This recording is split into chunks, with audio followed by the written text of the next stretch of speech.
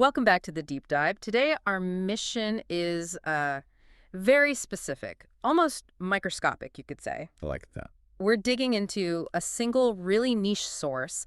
It's an entry from a personal blog called qianmmeng.org, specifically Notes on Fishkeeping, Part 169. Right. And before you think, oh, it's just some hobbyist blog, you have to look at the author. His name is Ang. Okay.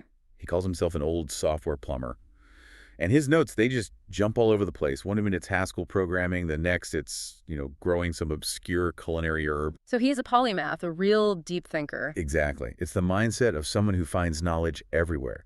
And today, that mindset leads us to this really efficient and kind of challenging aquatic creature. That's right. We are going deep on what this source calls the ultimate superfood for fish. The Tubifex worm. The Tubifex worm. And the central question for you, the learner, is this.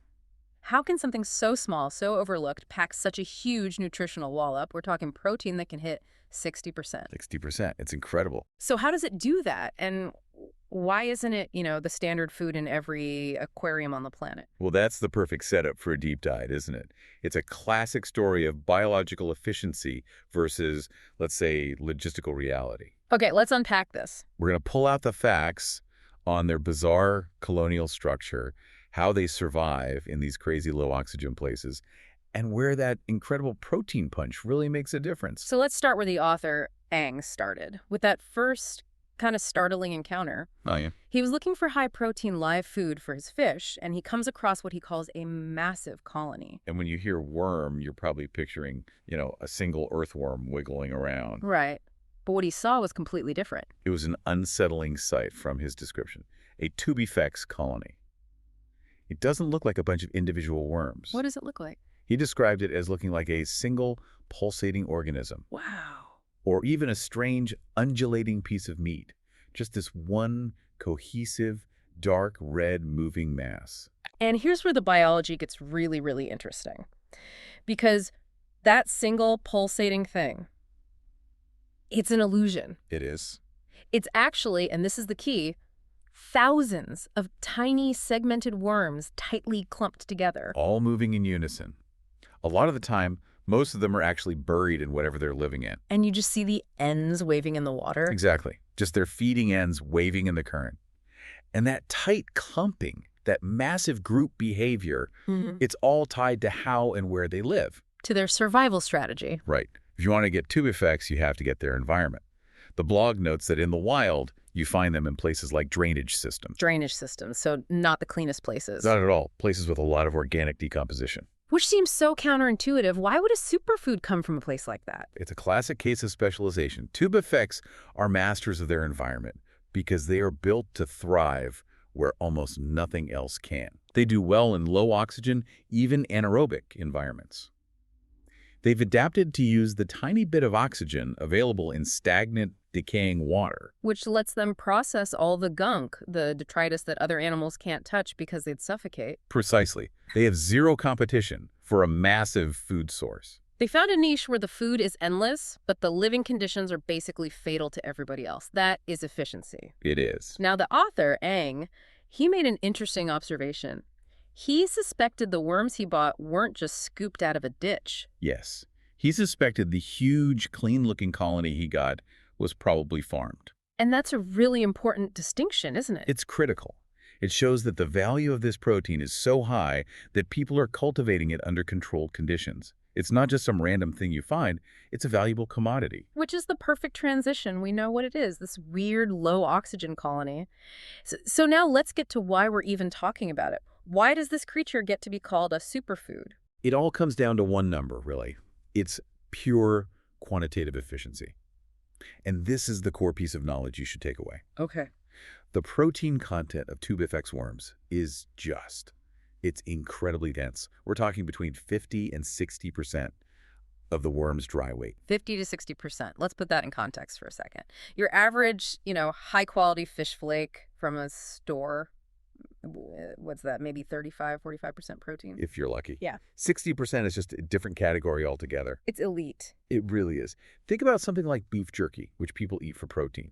Even high-quality jerky rarely gets above 55%. Wow. And this is a live food, which means it's highly bioavailable.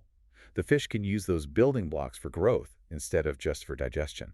So with that kind of nutritional power, there must be specific situations where it's not just good, but strategically necessary. Absolutely. The blog notes point to its use in getting fish ready to reproduce. They're described as ideal for conditioning breeders. Conditioning breeders. Think about it. Reproduction is physically demanding. To produce healthy eggs, healthy milk, you need the absolute best raw materials and a ton of energy. The source mentions cichlids specifically. Right.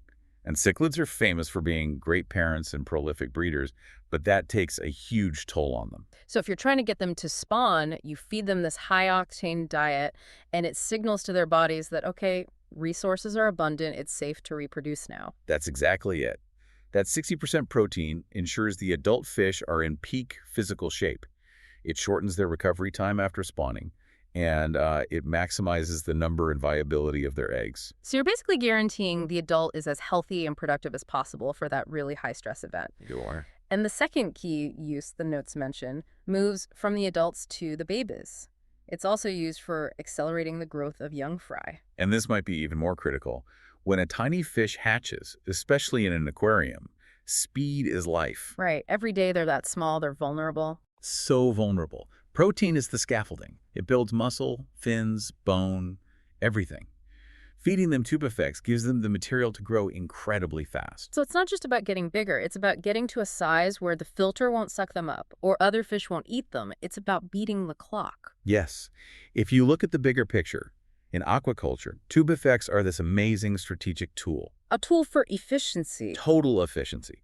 Whether you're conditioning prize adults or rushing juveniles to a safe size, that 50 to 60% protein lets you compress the biological timeline. You hit your milestones, ready to spawn, ready for market, way faster than you could with a standard pellet. It's a time compression machine built on pure nutritional density.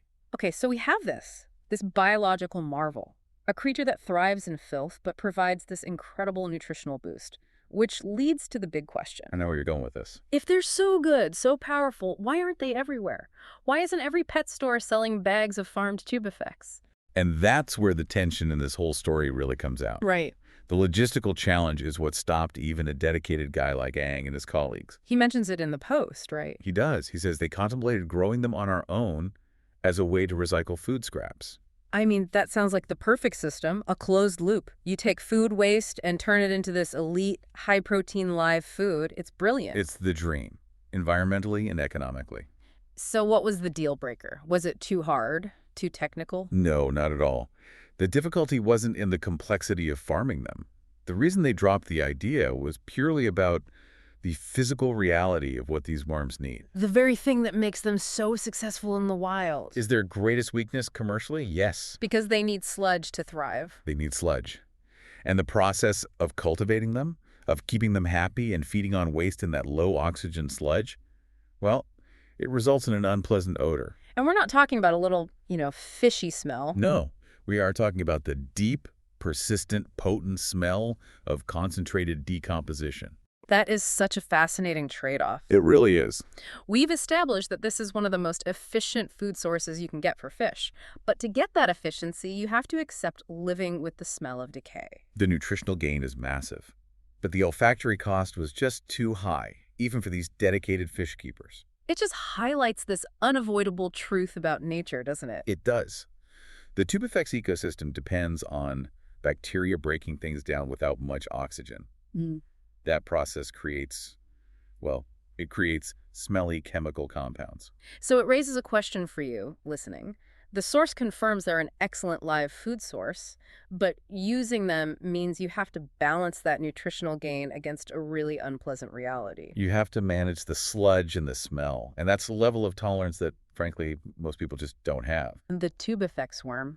What a great subject for a deep dive. It really forces you to look at that intersection of peak biological efficiency and, profound human inconvenience. Ah, that's a good way to put it. We started with one blog post from a niche corner of the internet, and we've pulled out this core understanding of a biological powerhouse. Right. So, to recap the knowledge we've extracted here, we found out about the strange reality of the Tubifex colony. It's not one thing, but thousands, acting as a single pulsating mass. We confirmed how they're adapted to those low oxygen environments, processing waste in places like drainage systems. And most importantly, we confirmed their status as a nutritional superpower. That 50 to 60% protein makes them absolutely essential for high-stakes work, like conditioning cichlid breeders or getting fry to grow fast. And the big roadblock, the reason we don't see them everywhere, isn't that they're not nutritious enough or too hard to keep. It's simply the fact that where they thrive, In the sludge. in the necessary sludge, the odor is so intense that the reward just isn't worth the practical cost for most people. You know, the source material leaves us with something really fundamental to think about, something that goes way beyond fish tanks. Yeah. It shines a light on this inherent tension in nature, that sometimes the most efficient biological resources, the things with the greatest benefit, require us to get our hands dirty. To engage with the messy, undesirable processes of decay and waste. Exactly. So, what does this all mean for you, whether you keep fish or not? It's something to think about. Consider how often the most potent solutions in nature require us to deal with things that are, well, a bit unpleasant to our senses. Is our very human preference for things to be clean and smell nice actually a barrier? Is it stopping us from fully using some of nature's most effective and recycled systems? That's a great thought to leave people with. Something to mull over until our next deep dive. Until then, keep digging into those niche corners of knowledge.